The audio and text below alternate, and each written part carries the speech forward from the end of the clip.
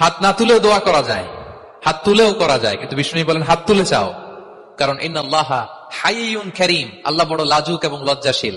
বান্দা যখন হাত তুলে ভিক্ষুকের মতো কিছু চায়, ওই হাত খালি হাতে ফিরিয়ে দিতে আল্লাহ লজ্জা লাগে। হাত তুলে চাইবেন। দোয়াতে আল্লাহর নামগুলো ধরে ধরে ডাকুন, ইয়া আল্লাহ, ইয়া রহমান, ইয়া রহিম, ইয়া হাইয়ু, ইয়া কাইয়ুম বিরহমাতিকা আস্তাগীথ। আল্লাহ নাম ধরে ধরে চান, ওই দোয়া আল্লাহ কবুল করবেন। বিশ্বনবীর উপর দুরূদ পড়েন, যে বিশ্বনবীর উপর দুরূদ পড়ে না, ওই দোয়া আল্লাহর কাছে কবুল হয় না, এটা আকাশে পেন্ডিং থাকে।